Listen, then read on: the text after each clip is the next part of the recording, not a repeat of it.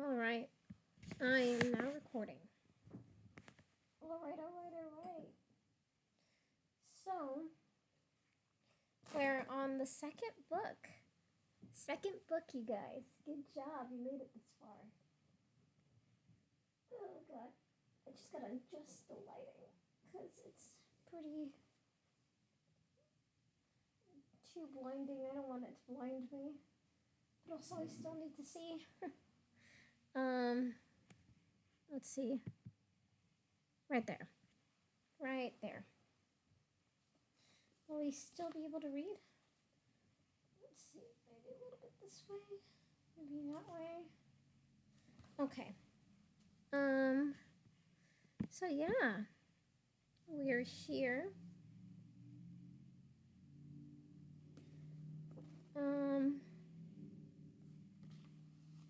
Yeah. As always, I need to give you, it's a new book, so I need to give you a new,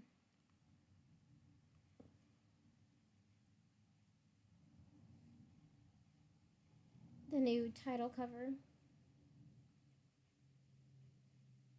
So it's gonna be Maybird Among the Stars. And that's what the book title looks like. And inside is a map. Hopefully people can see that clearly. If not, sorry. There's that.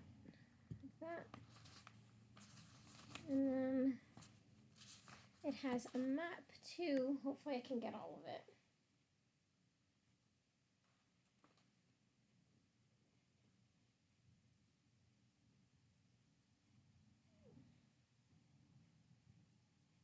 Okay. There's a map.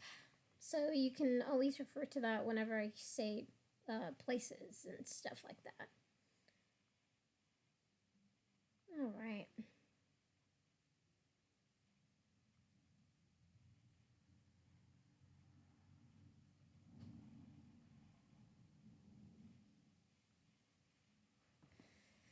So,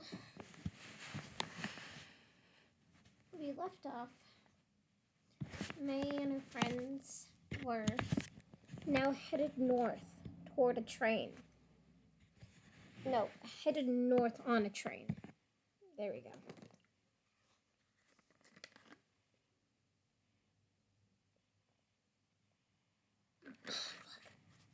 Okay. No, I don't want that much light.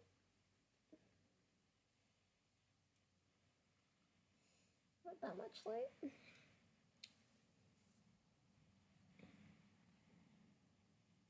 Hold on just a second. Oh, there it is. Did I leave my... Yeah, I did leave my glasses right there. Gosh darn. I will be right back, because I also need to go... Oh, the picture. Oh, well, I guess that doesn't really help. There's the picture right there. You guys can look at it. I'm gonna go to the bathroom real quick. It won't take me more than 2 minutes.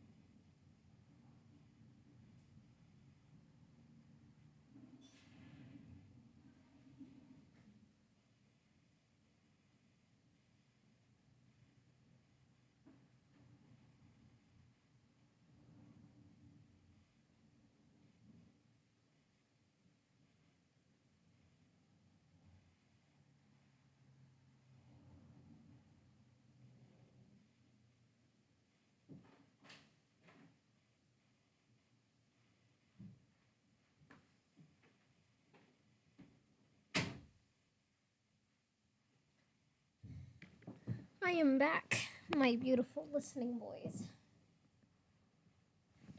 I am back and at it again. Alright. Ugh.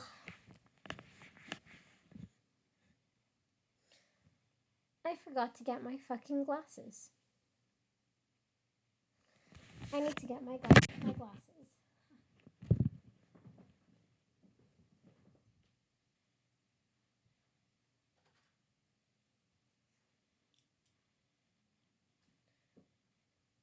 Alright. Okay.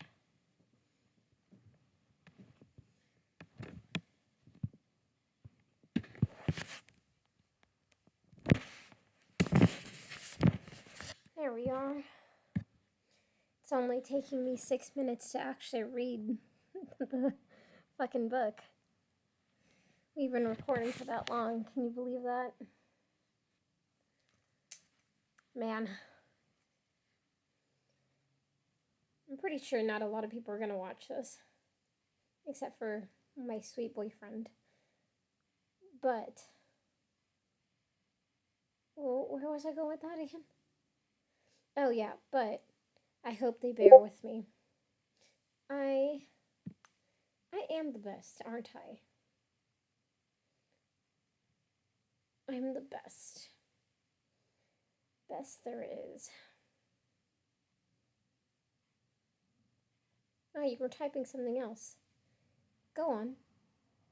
Comment on how great I am. I love you too. I love you so much. All right. Back to business. Back to business.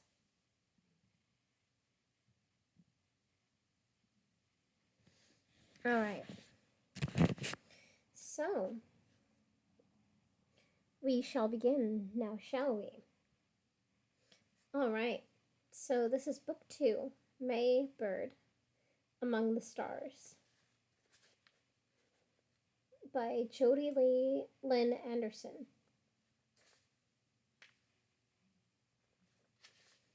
All right. So, there's that.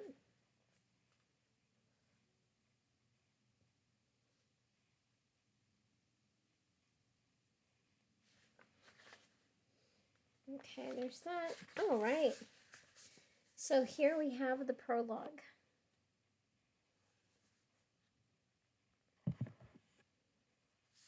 Prologue. Trees were not supposed to have favorites, but they had always been slightly partial to Maybird. Over the 10 years since she'd been born, the woods of Brewery Swamp, West Virginia, had peered through May's window night after night. They had watched over her thoughtful brown eyes, the imaginative crook of her head, the strong character of her knobby knees. The trees had laughed at the jokes May told her cat. Their leaves had whispered over her wild inventions, her colorful stories, her drawings. But since May had been missing, the trees had watched over her mom instead. Ellen Bird was like and unlike her daughter. They both had the same thoughtful eyes and the same dark hair, the same sweet, quiet ways. But while May had always run wild through the trees in her sparkly black bathing suit, sticking feathers she found behind her ears and tucking flowers into the pockets of her shorts, Ellen had always liked to sit and work. Now she only sat and waited. The day May and her cat had gone missing, the police had rolled up to the house like an overturned bushel of apples, crisscrossing the rambling white walls of White Moss Manor with red and blue lights. May's classmates had followed shortly after with cards and cakes and flashlights, whispering phrases of regret to one another. Maribeth Stoller. I teased her for wearing black rubber boots on Mondays. Claire Arnerson. I never traded my fruit squishes for peanut butter balls. Finny Elway. I laughed at her for playing badminton with her cat. The truth was, none of them had been very nice to Maybird. For weeks, the residents of Hogwallow, Little Yellow Church, and Droop Mountain had combed the woods in the fine-toothed way. But when they had called May's name, only the crickets and the trees had talked back. And so, but but for a forbidding and vast stretch of briars that simply couldn't be crossed, they had covered Brewery Swamp and turned up nothing but bad cases of poison ivy. Ellen Byrne had remained on the porch, wrapped in an old quilt and a new sorrow. The woods, unable to speak in words she could hear, kept their secrets about the night May had wandered into the trees and the dark, about the strange glow that had taken her away, and about the lake, where a glowing figure swam night after night, waiting for the next person who might wander her way. A person who might come looking beyond the briars. A person, perhaps, like a sad, brown-eyed mother, searching for her girl. That's the end of the prologue. Oh, fuck, dude. What's gonna happen? What's gonna happen? Is her mom gonna go in the swamp? Oh, boy. Oh, boy. Oh, shit. I didn't know you were here. Hello, listening boy number 2. Oh, shit.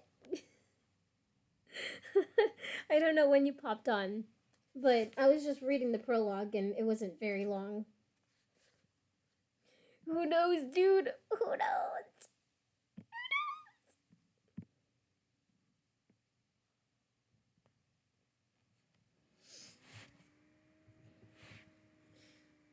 Mom's gonna become a ghost.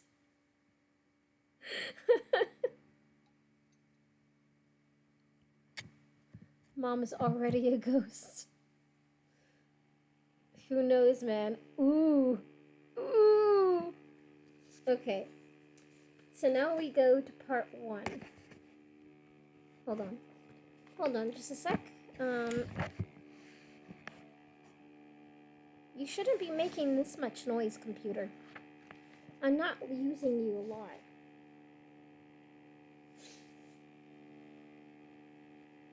It's okay. Alright.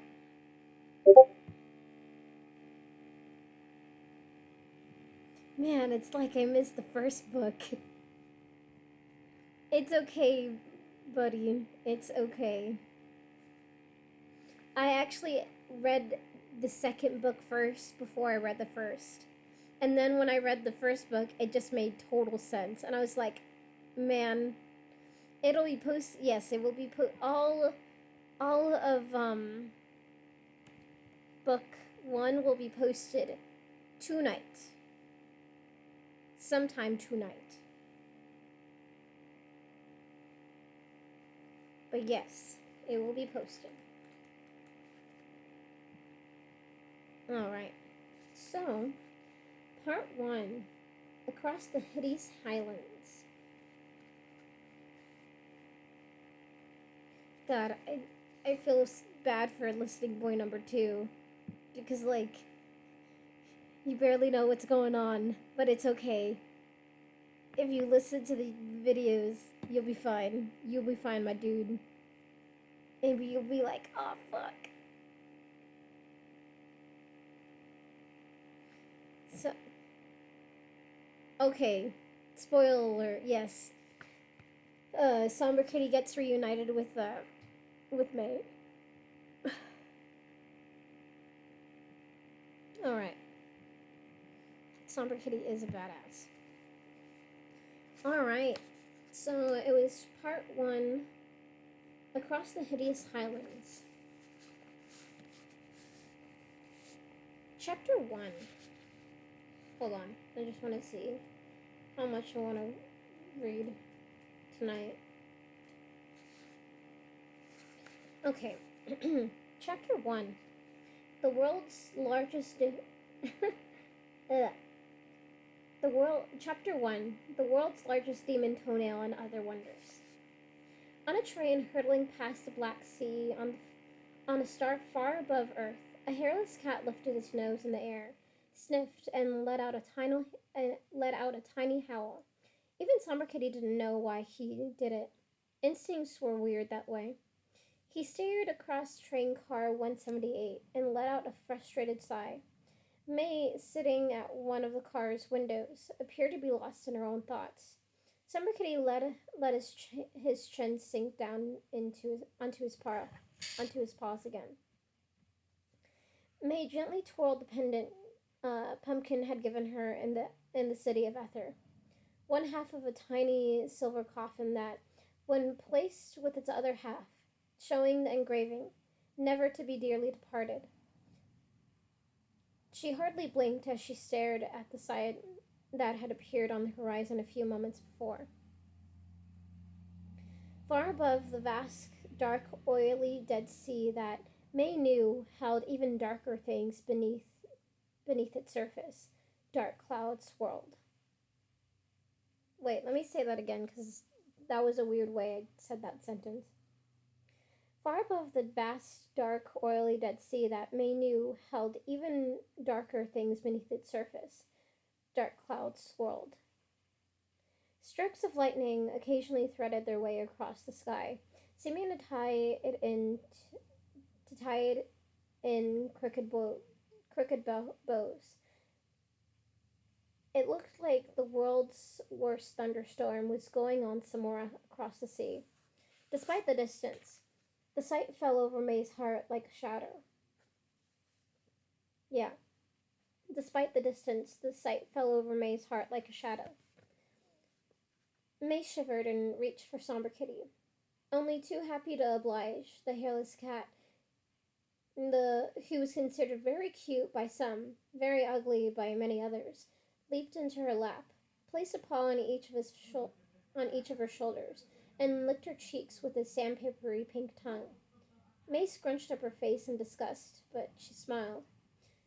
As she and Kitty peered out of the window together, she thought of her mom and the many strange and mysterious things that had happened to her since she had fallen into the lake in the West Virginia woods and come out on the wrong side of life, into the world of ghosts. The train slowly veered west, pulling. Go, Somber Kitty. That's what boy number one has been saying this whole goddamn time. If you look back at the comments, he's just like, Somber Kitty. So he's been more concerned with. There he goes again. Yes, the animals matter most to listening boy number one. Um. Ugh. Hold on, let me just do something real quick. Yeah, this was so.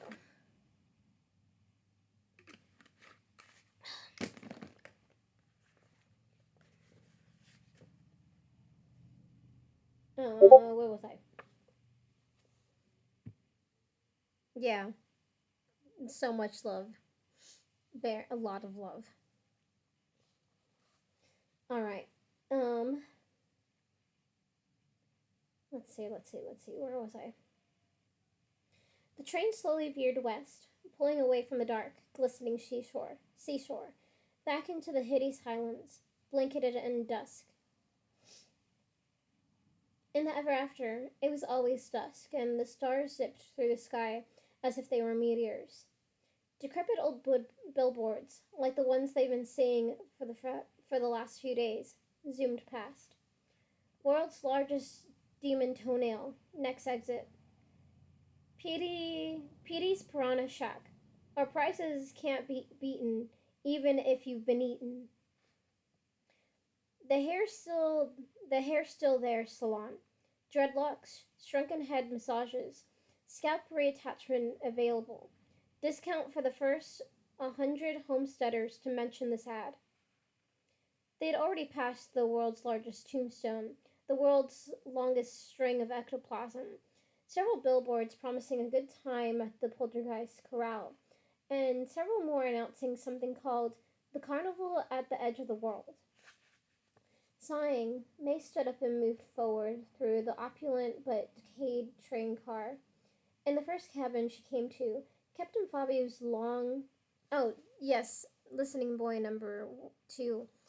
Two new people have been added to this adventure. Captain Fabio and Beatrice. These two pair. Um, Beatrice is a young girl like May. She's trying to look for her mother, and then Fabio is he was a former Italian Navy. He is a glorious Italian, yes. He was from the Navy, and he's looking for his crew. So they're both looking for someone. Oh boy, yes. Um, though I've been trying to do his accent, but also I don't want to seem too stereotypical of Italian accents, but I will do my best. Um, and if the accent just comes out weird, I'm sorry. That's just yeah. But other than that, yes. And then Pumpkin is also with her. Yeah. All right. Back to the story. Um, in the first cabin she came to, Captain Fabio's long, ghostly frame sprawled out across two beds, pushed together, neatly tucked under the sheets and snoring under his mustache. Beatrice, in the cabin beyond, lay with one dainty, transparent arm displayed over a pile of books, the top of which was Baedeker's most popular destination for typhoid victims. Note, um, so Fabio and his crew died. I think they crashed in the Apennines Mountains, I think. And Beatrice died of typhoid. So that's what they're referring to. May took the books, carefully marked their open pages, and put them on the bedside table. Then quietly slid a pillow under her friend. Kitty, dangling rather close to Bee's face as May did this, touched her spectral cheek gently with his paw, then pulled back gingerly and licked his paw pads to warm them up. May took his May took his paw with her hand and blew on it warmly. Bee, like most spirits, was always so cold. And the next cabin, the one that May, Summer Kitty, and Pumpkin shared, Pumpkin lay curled up in his blanket, snoring. Summer Kitty did not even attempt to pat Pumpkin's cheek. He simply leaped from May's arms onto the top bunk. But every time a snore issued from the sleeping ghost's rather large, pumpkin-shaped head, he gazed down at him, then lifted his nose in the air and looked away. At Pumpkin's request for her to make it special, May had decorated the cabin like a royal Persian boudoir. Boudoir? Am I saying that right? I think I am saying that right. Boudoir? I'm pretty sure I'm saying it right. Okay, cool. May had decorated the cabin to the at Pumpkin's request for her to make it special. May had decorated the cabin like a royal Persian boudoir, scavenging moldy bolts of silk, skinny bells, starlights, and other decorations from various parts of the great train, deserted but for its skeleton conductor, who neither spoke nor reacted when May and her companions popped up to the front of the train to see him. Once the boudoir was completed, Pumpkin had insisted on being called Your Highness whenever anyone in the room addressed him. Meow, Summer Kitty whispered. All asleep.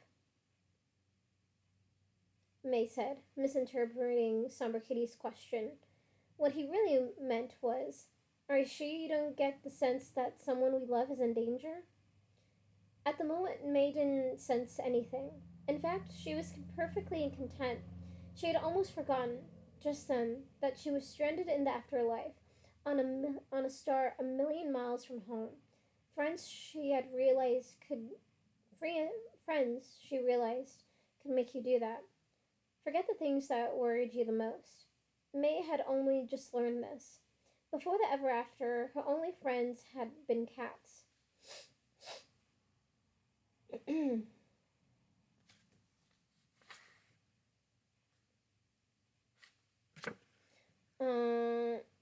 it had been 7 days since these fairy friends had helped her escape a fearsome creature called the Bogey at the city of Ether.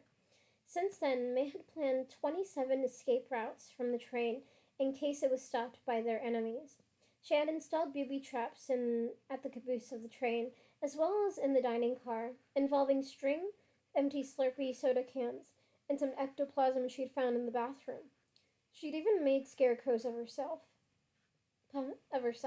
Pumpkin, Kitty, and the others to use in case of an emergency, though she didn't know how they would actually help. For less urgent reasons, she had also invented a mustache curler for Captain Flavio, who liked to look dashing when he was on the run, and fashioned a clip to hold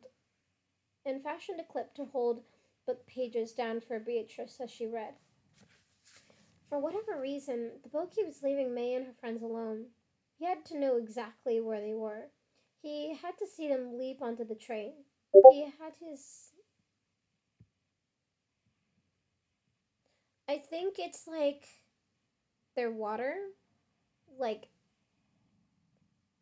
instead of water, they have ectoplasm.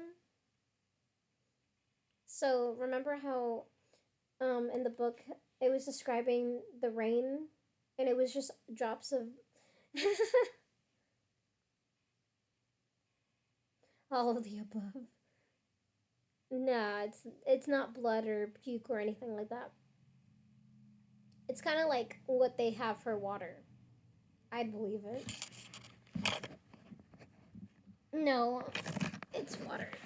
It's not. It's not those gross things. At least that's what I think ectoplasm is.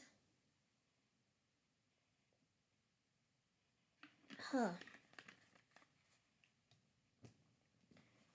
Okay.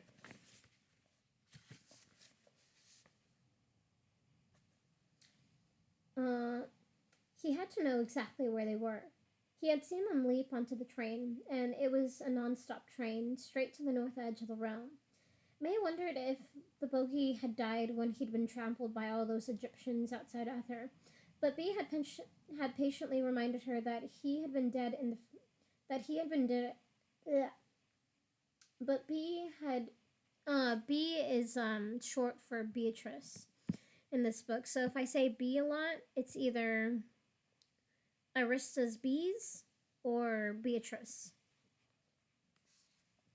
Um, but B had patiently reminded her that he had been dead in the first place.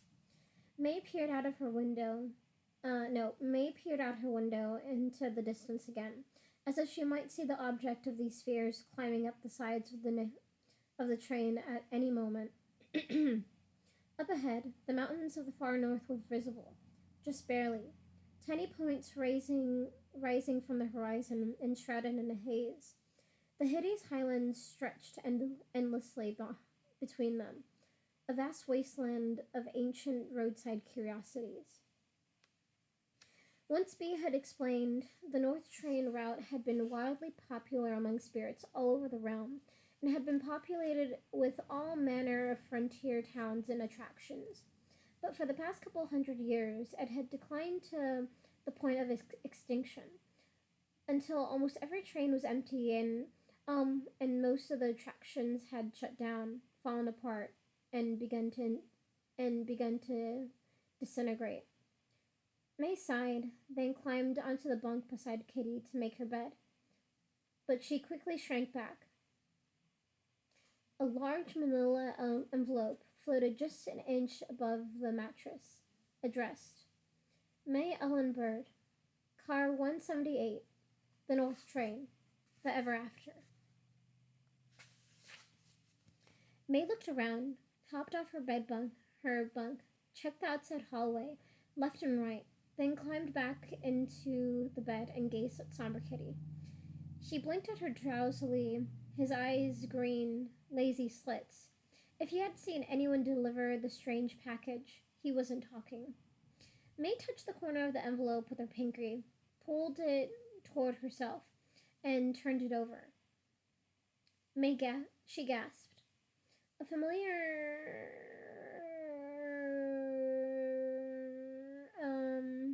Where was I? I totally lost my train of thought.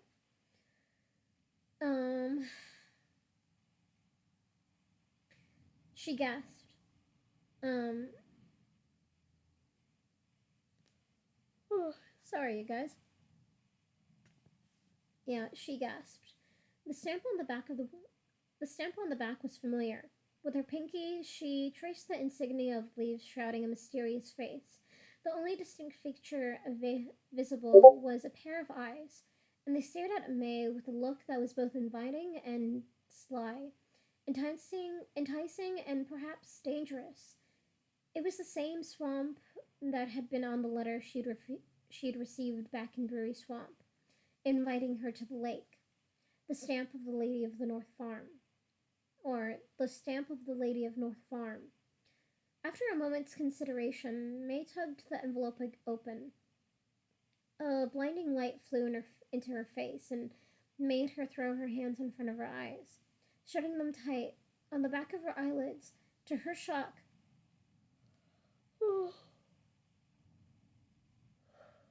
sorry. On the back of her eyelids, to her shock, these words were scrawled in bright white letters. Dear Miss Bird, congratulations on your narrow escape from the bogey. The lady is smiling on you. But then, the lady's smile can be very ambiguous.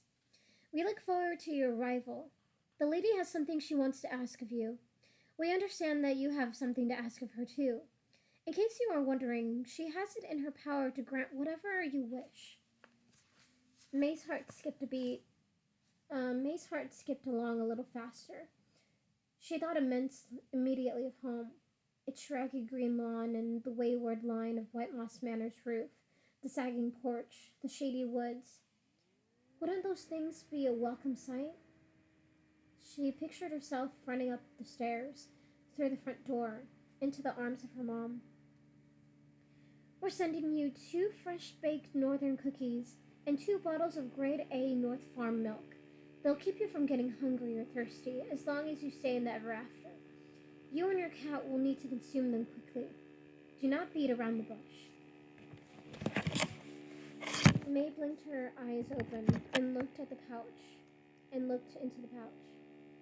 She pulled out the cookies and milk, examining them in wonder, and laid them on her bed. When she shut her eyes again, more words appeared. Please hurry up. The Ever After is unraveling faster than an old sweater. Your enemies are not as close as you think, but they are closer than they should be. Speaking of which, you are about to hit a bump in the road. Good luck with that. Never forget that the way back is forward. Sincerely, H. Kari Threadgood, Secretary. P.S. The lady wants me to say hello to Somber Kitty. Apparently they go way back. Of course, being a cat, and a living cat at that, puts him in much danger.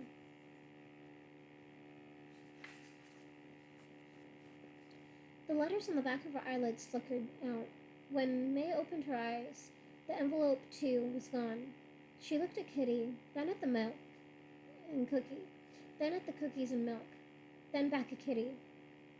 All she could think to say was, You go way back? Meow, Somber Kitty said, sniffing one of the cookies, trying to change the subject. What he could have said if he could speak English was that everybody knew the Lady of North Farm in some way or another. They just didn't know they knew. Thank you. She deaf gasped. I wonder where that was. I was not this one. She deaf gasped. I remember. I wonder were you saying that too? When you said that.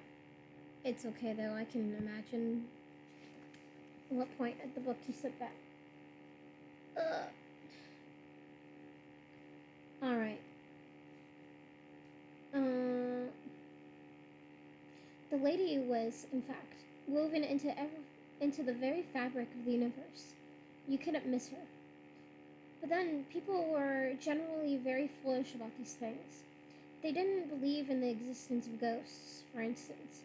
But then, even ghosts did not know that trees could laugh. So Summer Kitty guessed that the dead and the living were pretty even. Only cats came out ahead.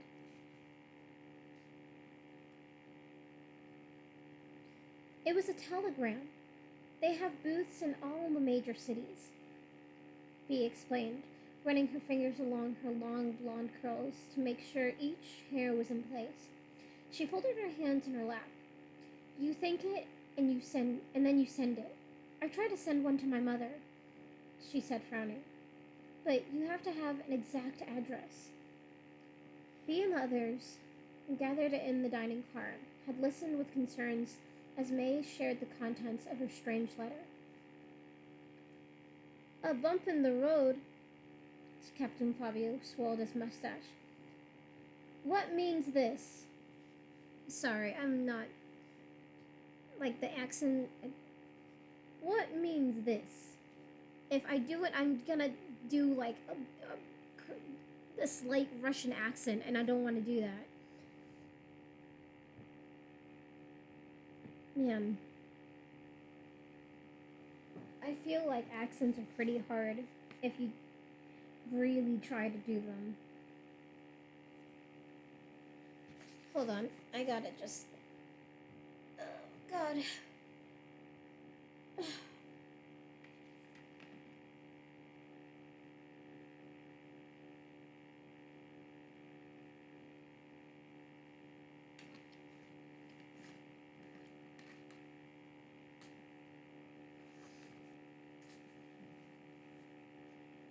Where was I? Where was I?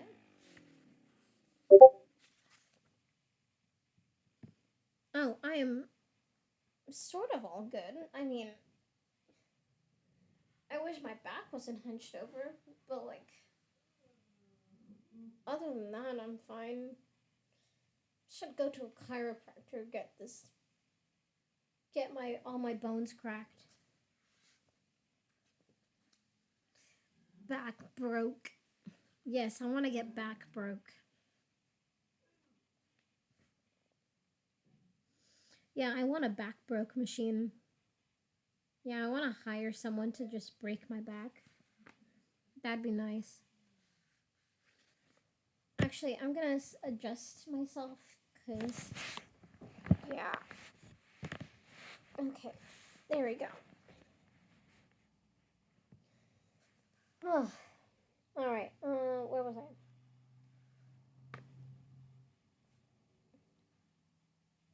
What means this? I don't know. May brushed a crumb of cookie off Somber Kitty's mouth. He'd eaten it right away. Before May could catch him, she looked at her own cookie. Wait, hold on. I wasn't paying attention at all. Um, I don't know. May brushed a crumb of cookie off of Somber Kitty's mouth. He had eaten it right away before May could catch him. She looked at her own cookie, then took a tiny nibble. If Somber Kitty was going to be poisoned, then so would she. I don't see why I don't get a cookie, Pumpkin muttered.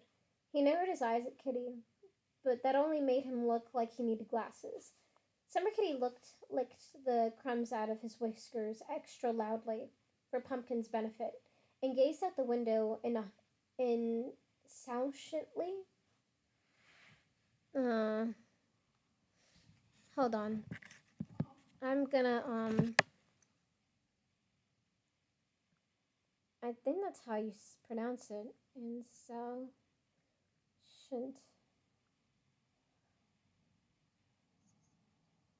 Insouciantly. Okay, insouciantly. Okay.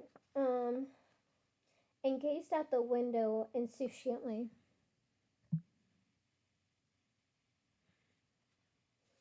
Over the several days they'd spent on the train, the house ghost and the living cat had come to the realization that the other considered himself May's best friend. Since they had regarded each other Since then, they had regarded each other with cool disdain. This lady, she no know what she is talking about, Fabio blustered.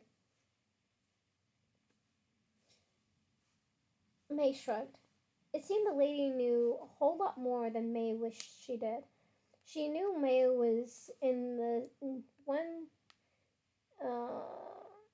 She knew May was in the 178th car on the northbound train, for instance.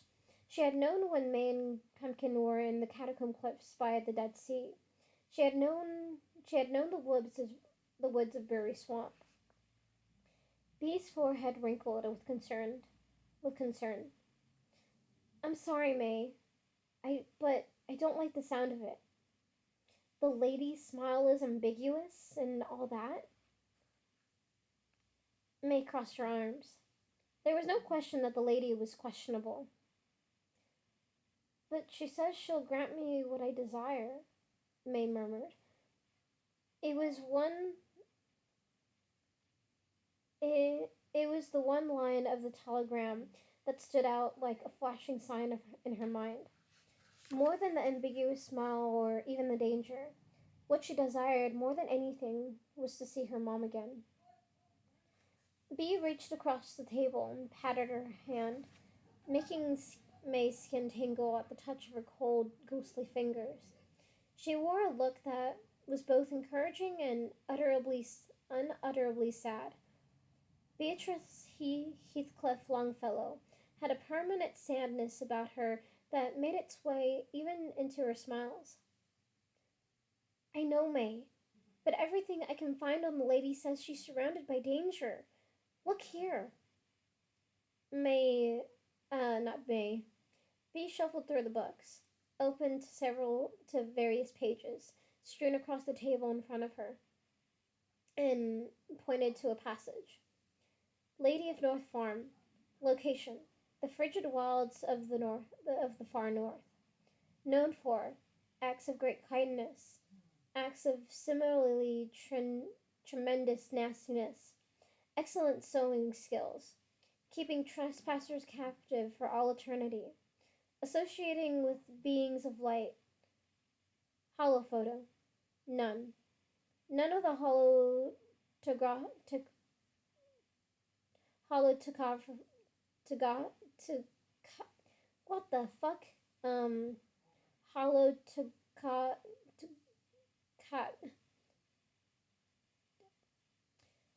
I'm having such a hard time saying this. Oh my god, I'm getting so frustrated.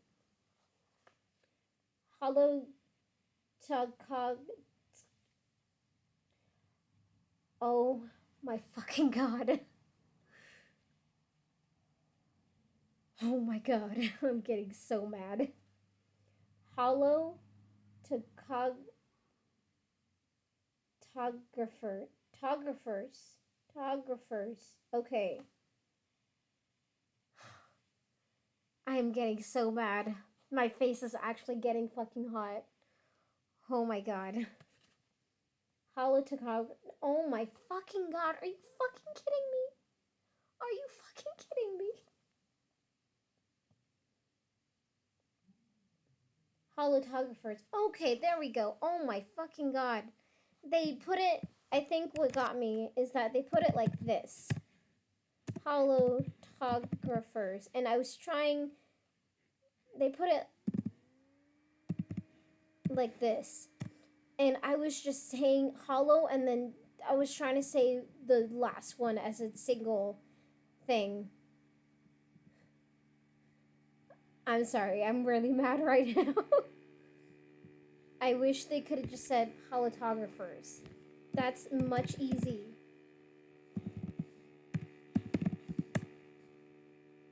Look at how easy that is. God damn. How in the world? How? I was getting hella mad. Hella mad. Okay. If I just ignore that dash, I should be good. Oh my god. I need help. Jesus Christ. Okay, I'm gonna say it again. Hopefully I won't get batshit mad. Okay. Holophoto. None. None of the holotographers we sent ever came back. If you're planning to visit, see page 195. Okay. Thank God. Oh, thank you for believing in me, you guys. But goddamn. I get frustrated too quick.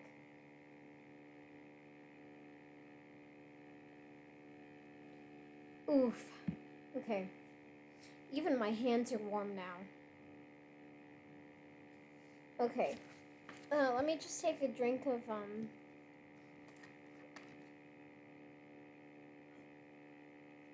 I was drinking like a chocolate shake, like one of those, like, the meal, it's like a protein shake thing.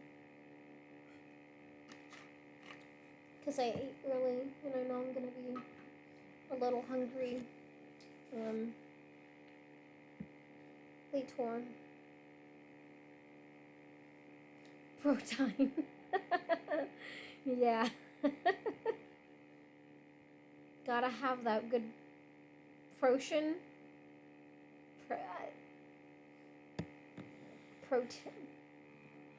Protein. Portion. Propane. Nice. Propane. Love it.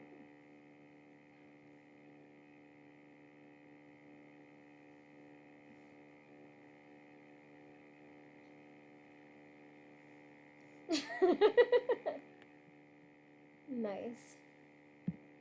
Very nice. Okay. Back to the reading. May turned to the page. It contained a list of insane asylums in the greater Ethers area. She leaned back. Bea closed the book and rested on it, arms crossed under her chin. She had read almost every book in the train library, some twice, looking for information that might lead her to her own mother, whom she hadn't seen since she died of typhoid in 1901. A few days behind her mother. She had been and still was 11 years old.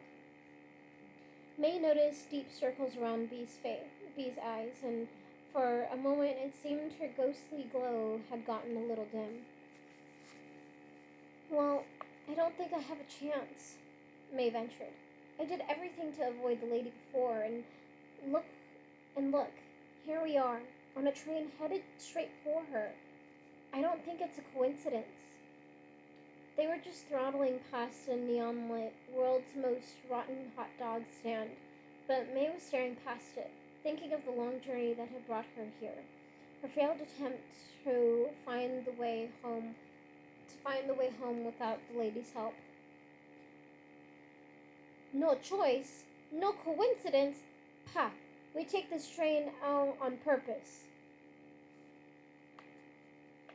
Fabio waved his long arms dismissively. And what about this bump on the road?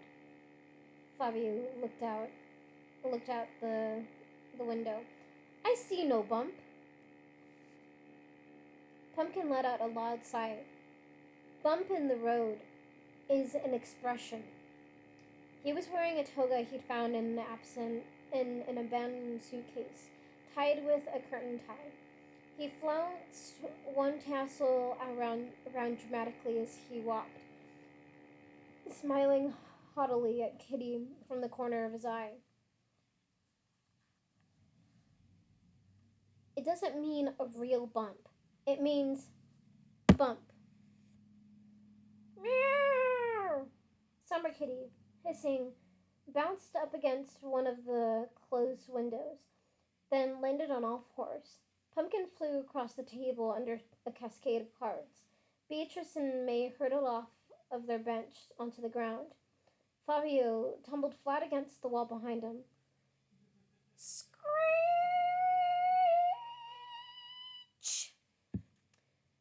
The train had come to a dead halt. A bone-chilling stillness followed. The bogey. Pumpkin whimpered and zipped under the table. Somebody positioned himself between May and the rear car door, and they all readied themselves for what might come through it. And that is the end of chapter 1, my dudes. Ooh boy, what's gonna happen? Ooh boy, what's gonna happen? You guys, what's gonna happen? Ooh boy.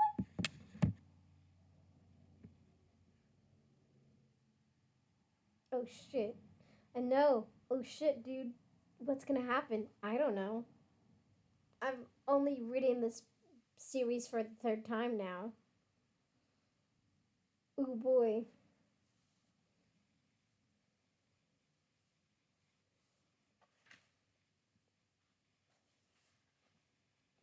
All right. Chapter 2.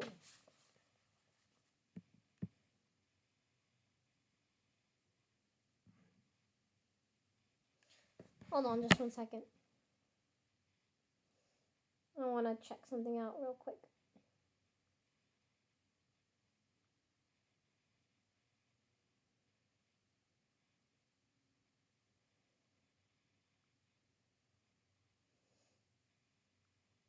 Okay, there we go. All right, chapter 2. Clevelville, number 135.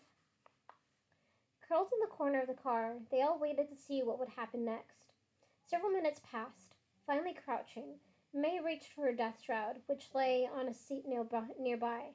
As she slipped into the robe-like garment, tying it around her neck, it became transparent, and her body, black bathing suit, shorts and all, took on a ghostly, translucent tinge of a ghost. She remained just a pinch more colorful than the others, and she didn't levitate, but at least she blended. Meow, Summer Kitty whispered, shimmying toward the windows like a soldier.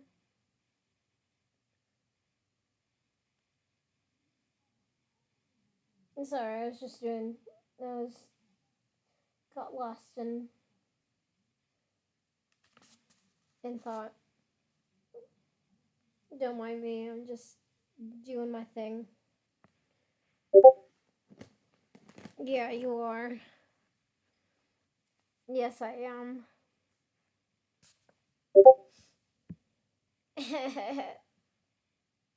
Hell yeah. Alright. No, what I was actually doing was I was picking my nose. I didn't want everyone to know, but now I guess I have to let everyone know. I picked my nose.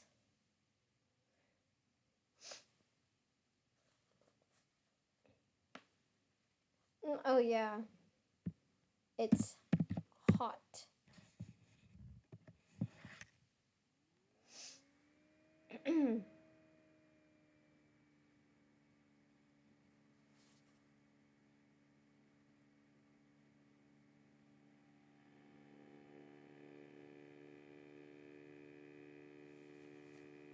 Okay. Back to the chapter. How long is this chapter? Okay, it's like 15 minutes. Okay.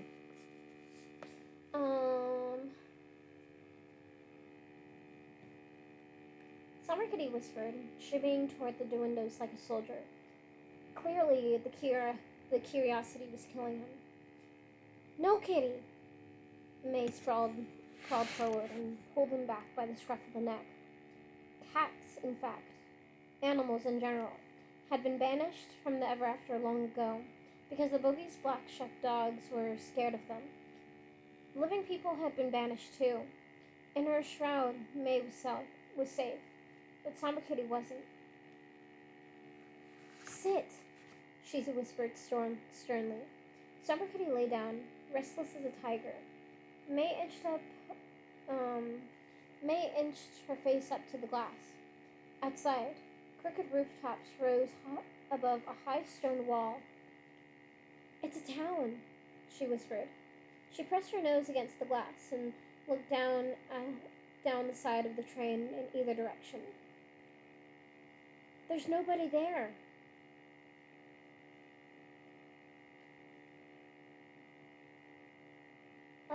Others drifted to the glass and peered out.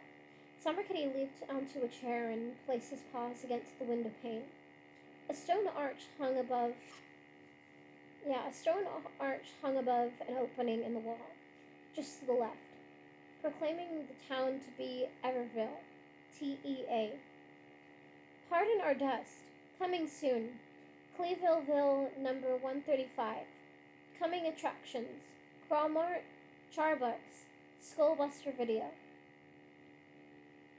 You can tell this book is pretty old because it ripped off fucking Blockbuster Video with Skullbuster Video.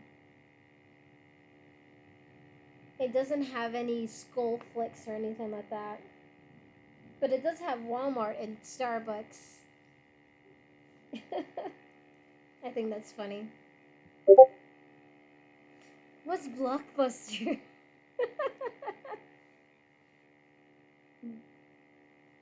Damn millennials. Oh shit. Oh fuck. It's our fault. Shit, dude, you're right. Are they predicting that? No, Walmart's never gonna go away. Walmart is, and Starbucks is never going away. Actually, I identify as a Zoomer. Not my fault.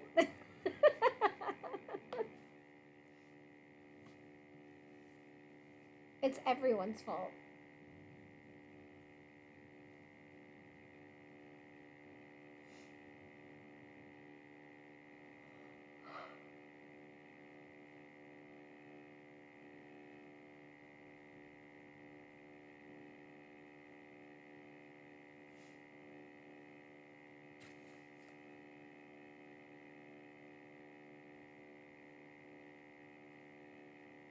Sure.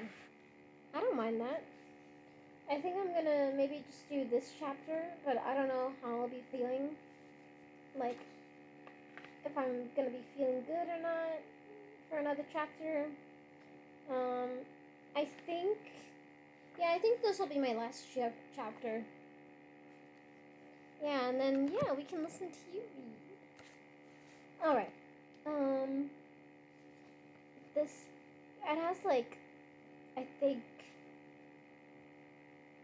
yeah, it has like 10 more pages, but I think I'll be done by 10 at least.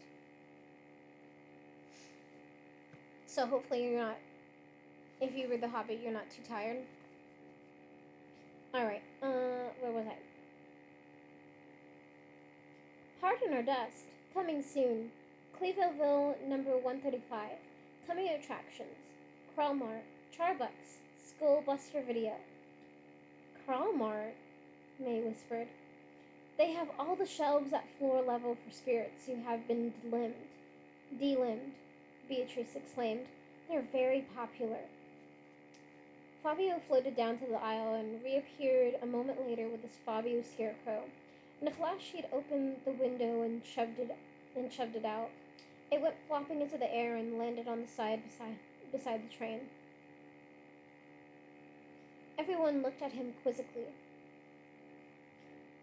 To see if anybody comes to get me, he said. Nobody did. Should we go outside? May asked. Meow, Summer Kitty said definitively. Bee backed away. I don't know. Perhaps we should just stay here until the train starts moving again. I read in the Stargazer about a specter in Hag Hollow. Yeah, that's kind of a tongue twister. Hag Hollow. I wanted to say Hag Hollow. I read in the Stargazer about a specter in Hag Hollow. He was taken by a gang of gremlins when she was waiting too long for her train. There's no such thing as gremlins, said Pumpkin wisely, smoothing back the small tuft of yellow hair that sat atop his giant misshapen head. Still, his eyes darted to the windows nervously. They waited and waited, but the train didn't move. Finally, as if by silent vote, and with Pumpkin trailing far behind, they all floated down the aisle toward the caboose. The town of Everville was small, with crisscrossing streets that ran vertically from the train tracks. On either side were dwellings, spooky, colorful, and lopsided houses with drooping wooden balconies leaning over the avenue. Dangling signs hung like fall leaves over the street, advertising various businesses. Near Dwell Saloon, Jake's Dry Goods for Drowned Specters. That's cool.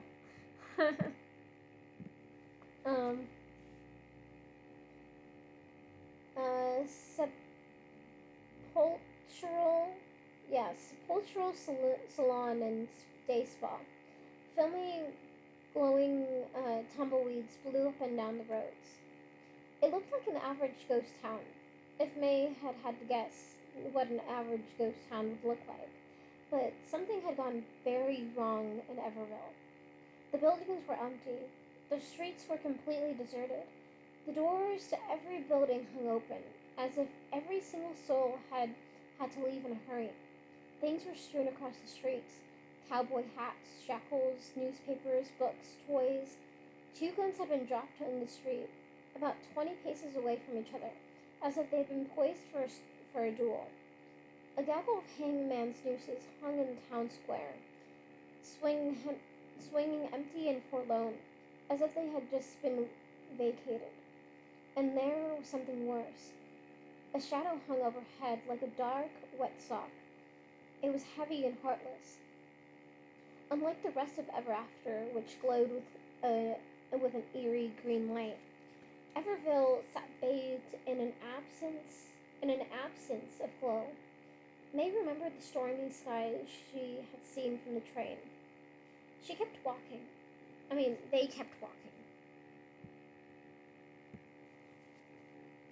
In the town square, a giant plaque had been erected from.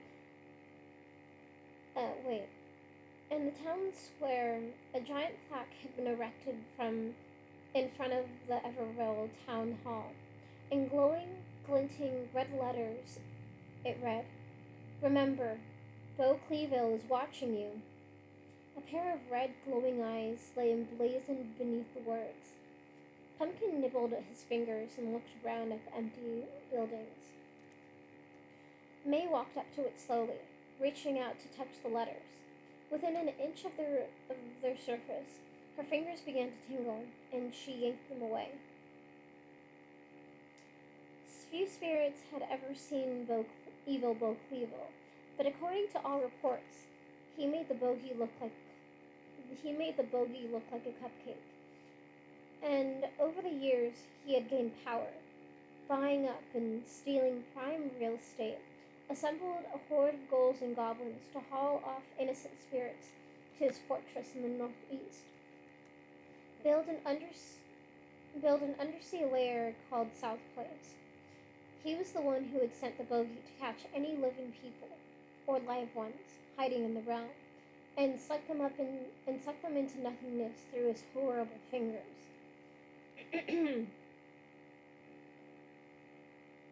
May wasn't sure that she wouldn't choose being turned into nothing over meeting the owner of those terrible eyes.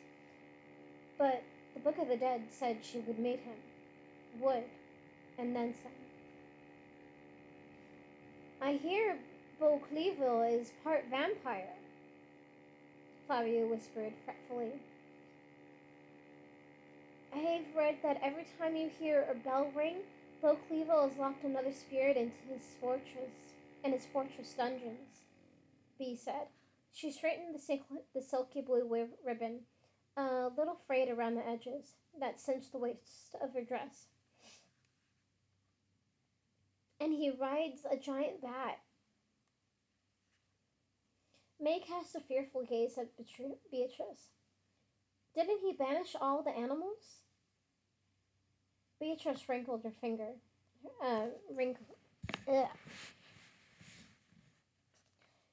Beatrice wrinkled her forehead. He may have let a few favorites stick around. You never know. No, Pumpkin said. Beau Cleaville is a hitchhiker who roams the roads of the ever after looking for a ride. Everyone was silent for a while, thinking their own thoughts. May was thinking of the Book of the Dead and its predictions. It made her heart go cold inside. The sign says it's Cleavilleville number 135, Beatrice said finally. Do you think this has happened to other towns too? May's heart felt too heavy to say yes, but she felt yes. She picked up one of the books lying open on the ground, slipping her fingers inside to hold the pages, and turned to look at the cover. The Modern Gaulish English Conversational Dictionary. She read the page. Page 28. Conversations you might have in a town where Conversations you might have in a town you are about to destroy.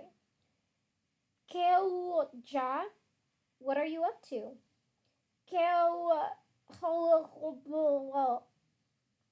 I am up to no good, as usual.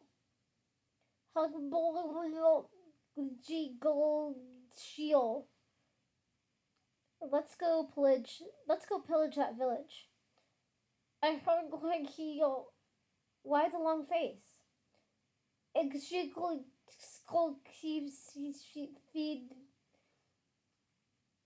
I am in a very bad mood, as usual.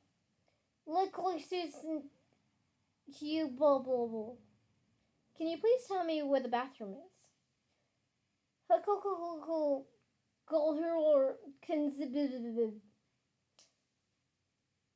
I'll bet her guts are delicious.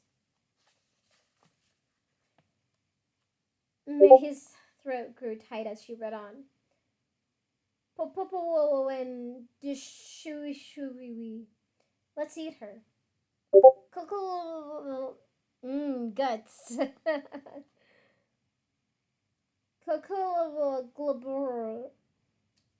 What's that smell?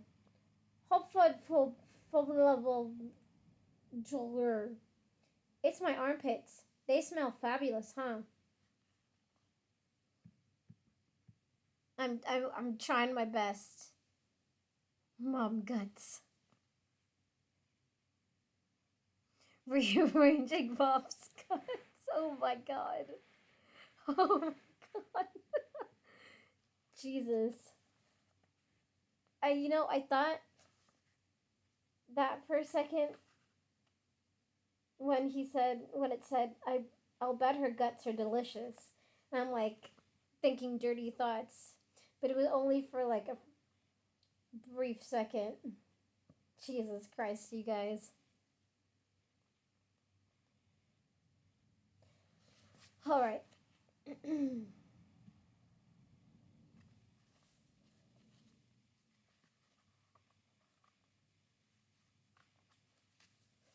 Um, Beatrice too had picked something from the debris. A charred newspaper. She opened it gingerly and flipped through the pages, her blue eyes moving back and forth rapidly. Nothing about us anywhere. It's a good sign.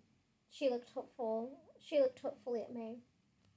May scratched Somber Kitty's ears. Can I take a look? The front page was scrawled with a masthead, "The Daily Booze." There was a specter. There was a specter interest story about a group that was banding together to keep a favorite sepulcher from being turned into a nightclub. In local news, the Teletoken Mint had been broken into, meaning some spirit was on the loose and able to teleport all over the realm, making many other spirits jealous. A neighborhood watch had formed in West Stabii for 3 poltergeists who had escaped a nearby zoo.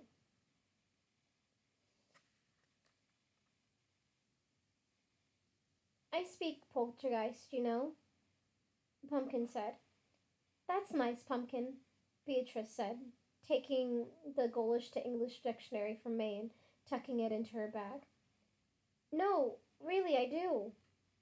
"I'm sure you do," May said politely. "I still think they're spooky, though." May grinned. She used to think that Pumpkin was pretty spooky himself. In fact, she had once thought he was the most terrifying creature she'd ever seen, until she had gotten to know him. "I'll say, they can make you lose your mind," Beatrice said, matter-of-factly. "Not just by just by yelling nonsense at you. I read it in my book of dark heart. Um, sorry, I'm just trying to crack my back. Ugh. Just by yelling nonsense at you. Ugh. I'll say, they can make you lose your mind," Beatrice said matter-of-factly. "Just by yelling nonsense at you. I read it in my book on dark arts.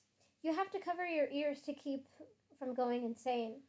And also," she considered biting her bottom lip as she tried to recall. "Oh, yes, they smell like rotten bananas." May continued flipping through the pages of the newspaper. It was an o. It was an op. It was an op-ed. There was an op-ed on the pros and cons of cannibalism. The one contributor complained the topic was irrelevant for everyone except certain groups of pygmies. A local man had found a talking skull on his neighbor in his nightshade bushes and was trying to find the body it belonged to.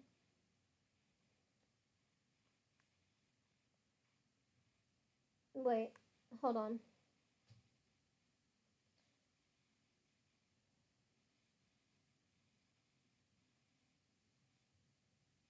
Okay, there was an op-ed on the pros and cons of cannibalism. Though one contributor complained the topic was irrelevant for everyone except certain groups of pygmies.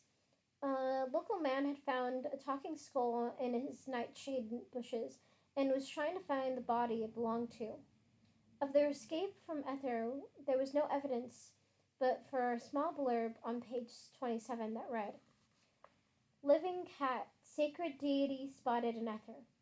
Spirits in the city of Ether were shocked Tuesday when a living cat with exceptionally large ears and little to no fur was spotted near the eternal edifice. Local authorities attempted to capture the cat, who escaped into the desert on foot. An unusually large number of Egyptians witnessed on the scene claimed that the cat was sacred and asked that he please be returned to the main pyramid on Tutankhamun Drive in New Egypt if found. New Egypt officials are offering a reward of one mummy of solid gold encrusted with rubies for the safe return of Dina Akbar, or Big Ears. Good thing John the Gibber's not with us, Pumpkin joked. But May turned to look but May turned a look of such hurt upon him that his smile vanished. Sorry. So I don't know how much you listened um to the book, but John the Gibber, the guy John the Gibber May was with, he was a pirate, and he was supposed to, well, he helped her get to the city of Ether and to the Book of the Dead, um, to help her see if the Book of the Dead would tell her how she could get back home. Obviously, it didn't tell her that. And then, John the Gibber got sucked up into nothingness by the bogey, so he doesn't exist anymore. So that's why Pumpkin's like, oh, yeah.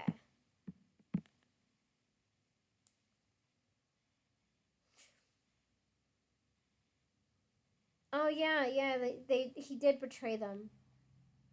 He told the people or the ghosts that she was she was there.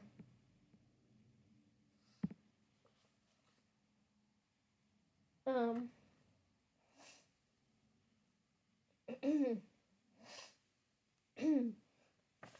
Hold on just 1 second.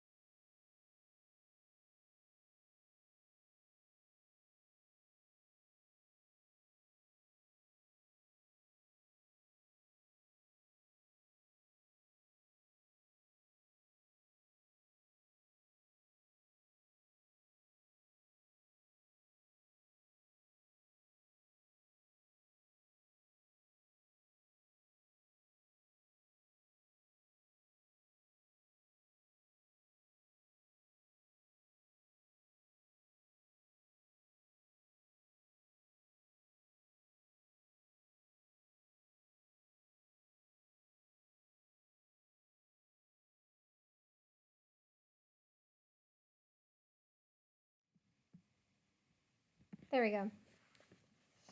All right. Uh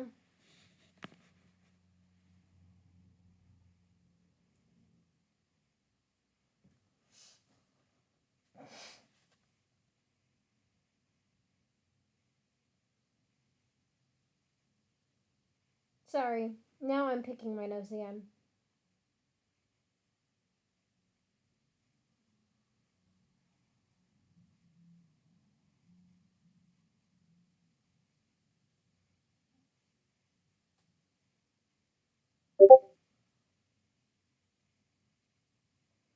I'll pick the best one there is to pick.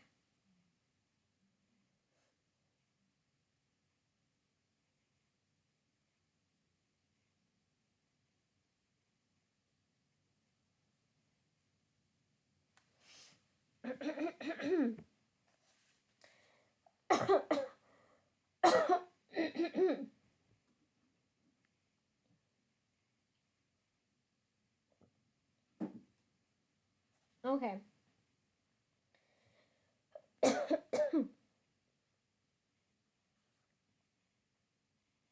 Okay, this should be good now.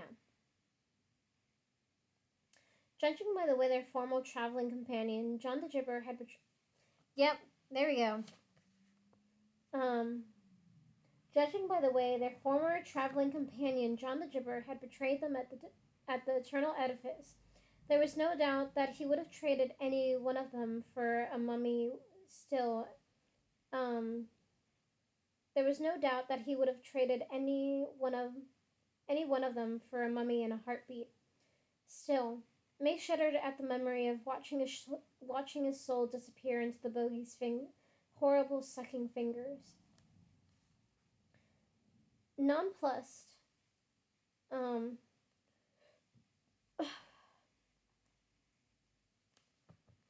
Nonplussed, she continued to flip through the pages. Nothing about us anywhere. She finally said. Page 6 had a box of movie listings in the ever after in the at the Everville Spectroplex. Guess what's coming to dinner? Tomb with a View. Drifty Dancing. Um, I suppose they won't be showing any more movies in Everville, Beatrice said, and everyone was silent. Pumpkin quivered. He took the paper from May's hand. Does anyone want to hear Does anyone want to hear their horoscope? He asked, without waiting for a response. Pumpkin asked everyone their birthdays and then read then read B's. Gemini, be on the lookout. You are destined to meet a horrible fate. Fabio's. Leo, you may as well stop being so pompous. You're headed for doom. May told him Summer Kitty was an Aquarius. He, he scowled inside and said flatly, rolling his eyes, Aquarius, trust your instincts. You are right to be sad. Meow, Summer Kitty said pensively. Summer Kitty was always sad. Pumpkin looked at May. Sagittarius, she said warily. Pumpkin scanned the page. Ah, he stabbed the paper with his finger, then frowned. Stay in bed today. Everyone looked at the ground, utterly depressed. What's yours, Pumpkin? May asked. Oh. Pumpkin thrust his finger in his mouth.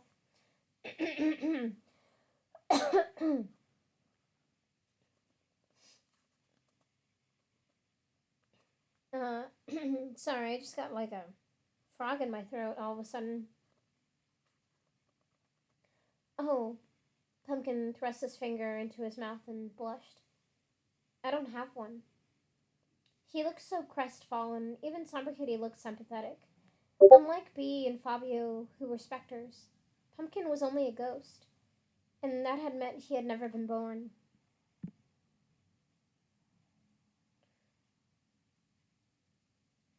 Oh.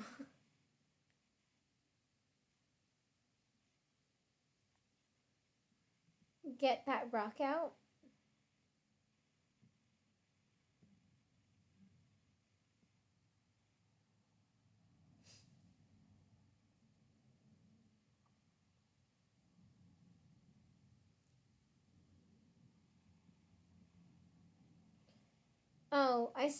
Oh, I meant frog. But yes, maybe a rock too. A squishy rock. That's green. Sorry, I'm being a little gross. Let the frog out. Let Froppy out.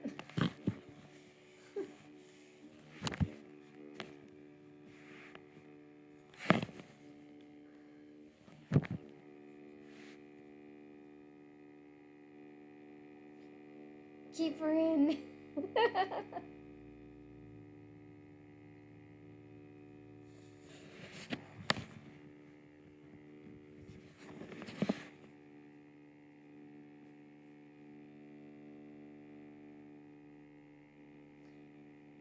No. No.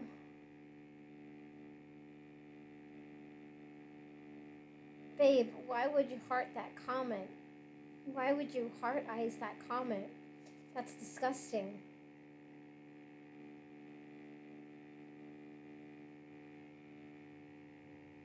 Now I can't get that image out of my brain. Why did you do this to me?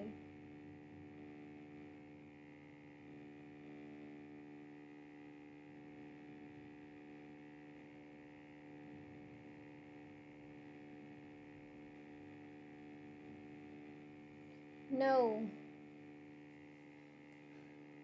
It's not funny. Gross. So gross. I'm gonna say rock instead from. Oh no. I'm gonna say rock instead.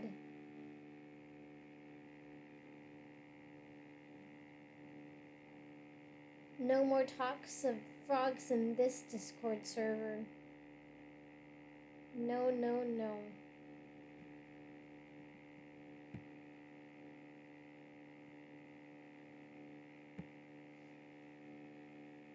You watch. You read or watch. Alright.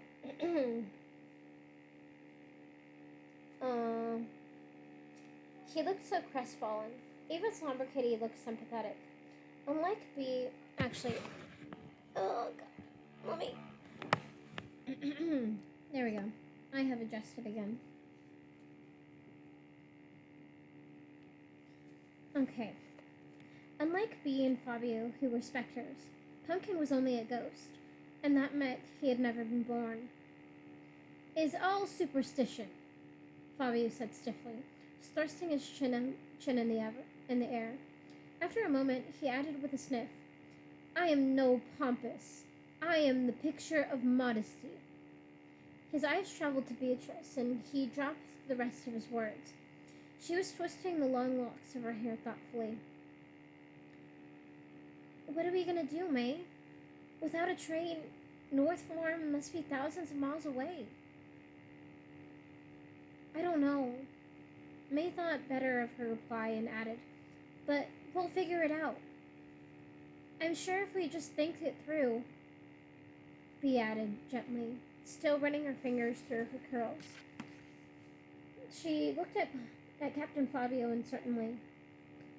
On the long ride,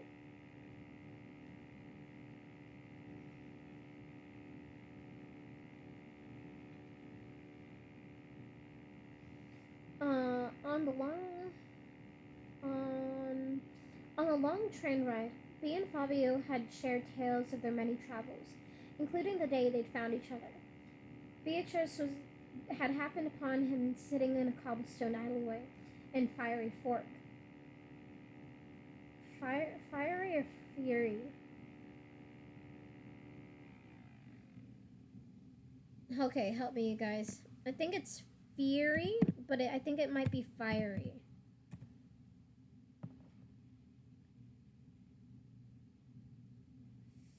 I think it's Fury. Like Fury. But is it fire? Fire-y? Furry. It's furry. The Furry Fork. The Fury Fork. Yeah, I think it's Fury too. Furry.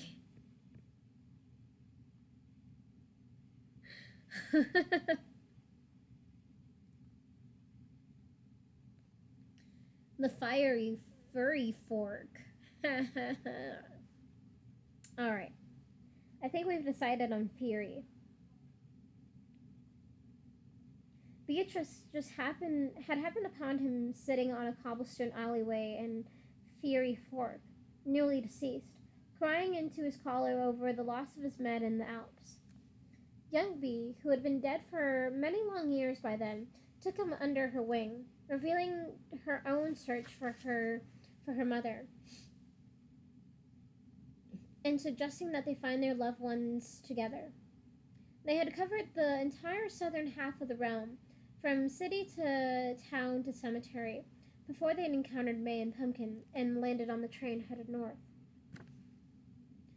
"Well," Bee smoothed her skirt and tried to look reassuring, "you're our leader. I'm sure it'll come to you." "I'm sure you're right," May said half-heartedly. Back home, May had always dreamed of being an Amazon princess, leading a brave group of warriors through the forest behind her house. Now she surveyed her loyal band, a foolish house ghost who jumped at the word boo, an Italian Air Force pilot with a bad sense of direction, a bookish girl specter, and a courageous but melancholy cat with no fur. And May, shortest of anyone except for Kitty, knobby-kneed and bashful, was supposed to lead these four in an unknown farm, in an unknown land to the north, to talk to an unknown lady. And this lady, if they ever made it to her, would do one of two things: something extremely kind or something equally nasty. Deep in the recesses of South Place, a holovision set cast a blue light among the walls of a small dark room.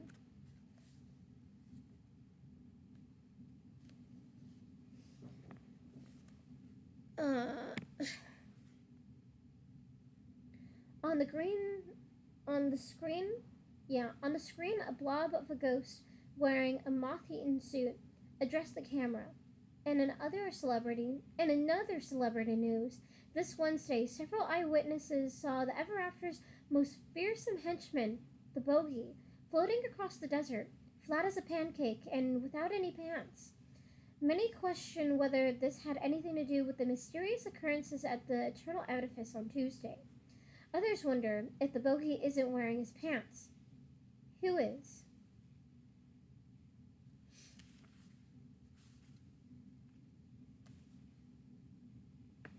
Others wonder if the Bogey isn't wearing his pants. Who is? One gleaming white eyeball watched the screen from the shadows, and its owner gave out a low, raspy growl. One flat arm, clad with a black sleeve, shot forward and clicked the channel button on the remote with its suction cup tipped fingers.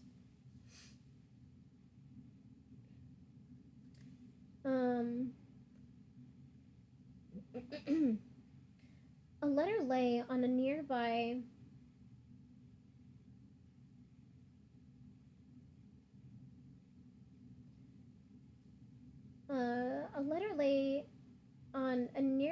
table, shining in the glow of a screen.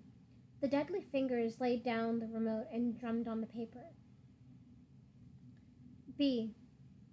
Received your telegram explaining the strange news coming out of Ether, that a house ghost, 3 specters, and a living girl could find admittance to the Eternal Edifice gives me great pause. But since you swear to me you have made them into nothing, I will let you slide. A little girl and a house ghost are merely a joke, but take care that this kind of breach does not happen twice. Bogey, the time has arrived. You know what I mean. From now on, you will need to put all of your energy into preparing a meeting of every dark spirit in the realm. Let's shoot for October 31st. I will arrive at midnight. Sincerely, BC. The holovision flickered. Do you sometimes feel lost, afraid, and hopeless? Wait, let me say that again. Do you sometimes feel lost, afraid, hopeless? In the shadows, the white eye widened. Are you evil, but not quite evil enough to get the job done? Do you need someone vicious enough to take care of your enemies, but wily enough to keep it confidential? A hunter with a sly mind and killer instincts? The face moved forward into the light, long, white, flat, with sunken cheeks and a pointy chin and razor-like white teeth, and nodded. Call Commander Berserko. Oh, I said that last one like I was saying it in Bo Clevel's thing. Let me say it again, because it's a commercial, and I want it to sound commercially.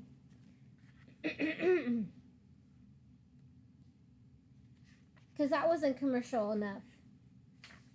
I was saying it as if I was Bo Clevel, but no, it's a commercial. So, I need to try this again. I need to get it right, people. Alright. The holovision flickered. Do you sometimes feel lost, afraid, hopeless? In the shadows, the white eye widened. Are you evil, but not evil enough to get the job done? Do you need someone vicious enough to take care of your enemies, but woolly enough to keep it confidential? A hunter with a sly mind and killer instincts? The face moved forward in the light, long, white, flat, with sunken cheeks, a pointy chin, and razor-like white teeth, and nodded. Call Commander Berserko! The face sank. The bogey touched his empty eye socket ruefully. The missing eye had gotten stuck in a flip-flop of an Egyptian spirit and disappeared, never to be seen again by anyone except itself. He thought of his poor black shuck dogs whom, in a rash moment of anger, he had banished to the swamp of swallowed souls. He wanted the girl destroyed, the girl and her friend, and it certainly had to be kept a secret. But even the bogey knew better than to unleash a spirit like Commander Berserko. She had not been let out of her pen for over 100 years, and that was probably for the best for everyone involved.